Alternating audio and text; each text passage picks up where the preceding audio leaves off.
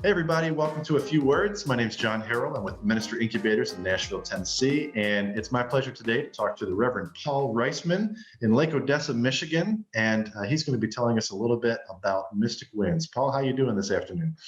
I'm doing great, John. Thanks for having me. Absolutely. Great to have you with us.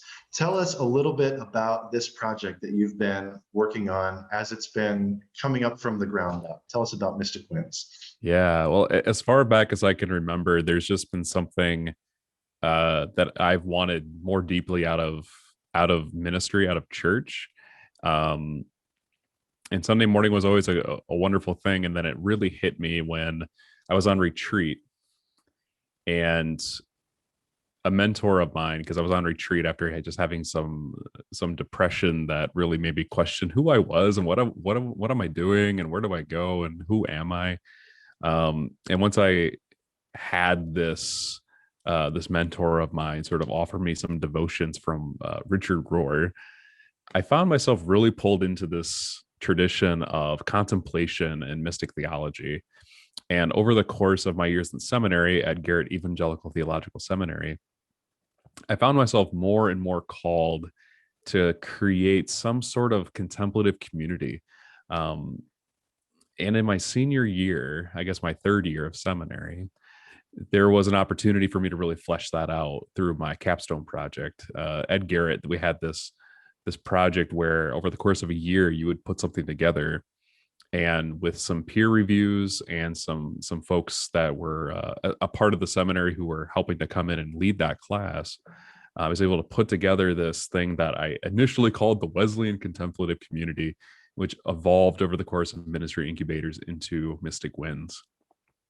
And this idea just flourished because it's something that has really poured into me and offered me something that I didn't even really know I needed, but I've always really thirsted for. And that is a deeper sense of God, a deeper sense of who I am in God, and a way of looking at the world that goes beyond just your pew on Sunday morning. So, for somebody who's encountering Mystic Winds for the first time, who would you say that the ministry is designed for? To kind of describe your ideal user, if you will. What's that Sure. like for you? So when I started thinking about Mystic Winds, initially it was just help to create mystics in the Wesleyan tradition, not only for the Michigan conference, which is the conference I'm a part of, but for really anybody who would come to the door and be willing to engage with the mystics in our long Christian tradition. And then as I went through the process of ministry incubators, and I went through some tougher years of my life, one of the things that I realized is this contemplative practice, this mystical tradition that we don't really talk about in the long life of the church. It really has saved me and helped me to endure what is a really hard life sometimes, being an appointed pastor in a church, being in the midst of a global pandemic, being in the midst of um, the death of George Floyd and so many other people of color in this country and all over the world. How do we then, as people who want justice, who want peace, but also want to find ourselves somehow anchored into this presence of God, how do we find ourselves, how do we find a way forward amidst that woundedness? And through all of that, I sort of landed on Mystic Winds is really for the person who is either spiritually homeless, spiritually wounded, or both. Mystic Winds should ideally give you this practice so that you can rest in God, find yourself again, and learn how to move forward. Now, and I'm picturing that as just as really amazing kind of balm for somebody who's felt that sense of brokenness before. Now, as you think about Mystic Wind as it develops and matures, are you seeing events happening in church building, at people's houses? Are you seeing it virtual? What does this look like to you? I think first and foremost, Mystic Winds has to anchor itself in the tradition of hermitage, of I can't think of the word, um, of of convent, of being set apart of retreat. So it's going to definitely be a physical space that ideally would be a safe space for folks to just truly be themselves in God. Um, and so that would be one piece. But then I would also like to do this. I would also like Mystic Winds to be virtual. Using the internet has been something that we've discovered in the pandemic, has been super helpful for ministry. And I mean, as a younger clergy person, I already kind of knew that. And I'd kind of like to lean into that a lot more and see what can church online really be, but also how do we reach out through contemplation through the internet.